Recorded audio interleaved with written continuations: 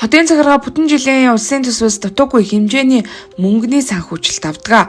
Гэвч энэ мөнгийг хотын цагаараа үр дүнгийн хөрөнгө оруулалтад гарын салгаараа гамгүй цацдаг хэмээн иргэд шүүмжилсээр ирсэн. Нийслэлийн засаг даргын хамгийн газарт үүнээс өөр хатуухан шүүмжлэх томоохон асуудлууд их бий. Энэ бол нийслэлийн төсөв санхүүгийн зарлага, ажлын үр дүн хэтэрхий хаалттай, иргэдэд тогтмол танилцуулахгүй хятадын компаниудтай түлхүү хамтарч ажиллаж байгаа явдал юм а.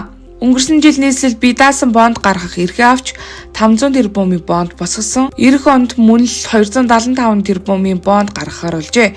Гэтэл энэ мөнгөөр дотоодын хувийн компаниудтай хамтарч ажиллахгүйгээр түлхүү хятадын компаниудтай хамтарч байгаад Монгол залуус шүмжсээр байна. Тодорхойлбол манай улс бүх хогоо ангилахгүйгээр хөрсөнд бушилдаг.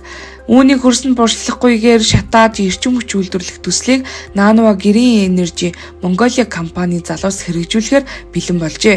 Гэтэл эдгээр залуусын төслөөс 2 дахин их үнэтэй иргэд албан байгууллагуудад 40%-аар илүү эрчим хүч түгээх хятад компанитай нийслэл хамтарч ажиллахаар болсон юм байна. Үүнээс гадна сэлб дэд төвийн төсөл дотоодын аж ахуйн нэгжүүд тэнцгээргүй өндөр босго тавьж 300-400 тэрбумын бүтээн байгуулалтуудыг нэг дор багцалж тендер зарласан нь шүүмжлэлт дагуулж байгаа. Түүнчлэн нийслэл дараагийн бондыг босгож зарцуулахаас өмнө хийсэн бодиттой ажлуудаа санхүүгийн тайлангийн хамт тайлгнадаггүй. Уг нь хуульдаа төрийн төсвийн зарцуулалт өгсөн авсан гэд бүх мэдээлэл олон нийтэд нээлттэй байх ёстой гэж заадагч энэ зүйл манай улсад бүрэн хэрэгжихгүй байна.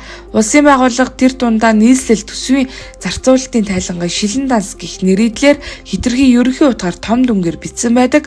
Үүнээс иргэд битгий хэл туршлагатай олон улсын санхүүгийн шинжээчид тодорхой мэдээлэл авч шүүн тунгаах боломжгүй юм а.